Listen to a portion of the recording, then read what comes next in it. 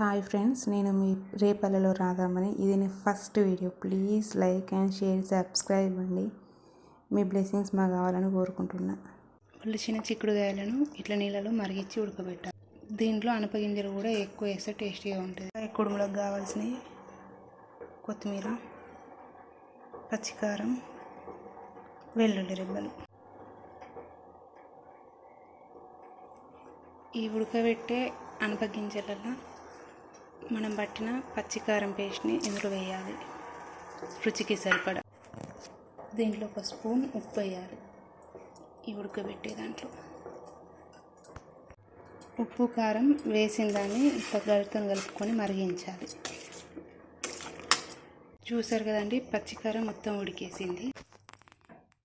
ఈ ఉడికిన మిశ్రమాన్ని పక్కకు తీసుకొని స్ట్రైనర్తో ఈ వక్కలను తీయాలి.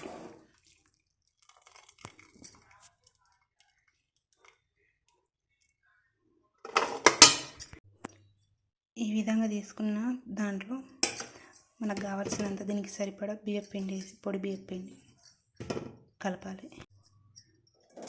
ఇదే మిశ్రమంలో మనం ఇందాక కట్ చేసిన కొత్తిమీర, ఉల్లాకులు వేసుకోవాలి. ఇవన్నీ కలిపి గరిటెతో కలుపుకోవాలి వేడి మీద.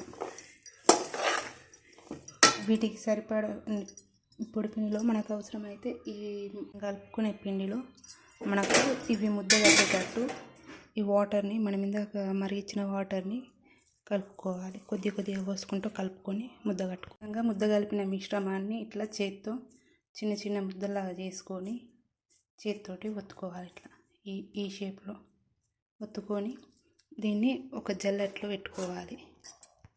ఇందాక ఉడకబెట్టిన గంజులోనే 2 చెంచాల నీళ్ళు పోసుకొని ఆ గంజు మీద వీటిని మనం ముద్దలు కట్టిన వాటిని దీని మీద పెట్టుకొని దీనికి ఇలా ఒక క్యాప్తో సరి చేసుకోవాలి. స్టీమింగ్ బయటికి వెళ్ళకుండా ఉడికేటట్టు. గ్యాస్ను ఫుల్ ఫ్లేమ్లో పెట్టి గంజు పెట్టి దాని మీద కుడుములను పెట్టి దాని మీద ఈ ప్లేట్ బోర్లించాలి, ఎటు గాలిపోకుండా. అదేవిధంగా దీని మీద ఏదైనా బరువు పెడితే ఈజీగా స్టీమ్ అవుతుంది. ఈ విధంగా చూపెట్టినట్టు దాని మీద ఒక వెయిట్ పెట్టేసి, ఇవేనండి మన వేడి కుడుములు.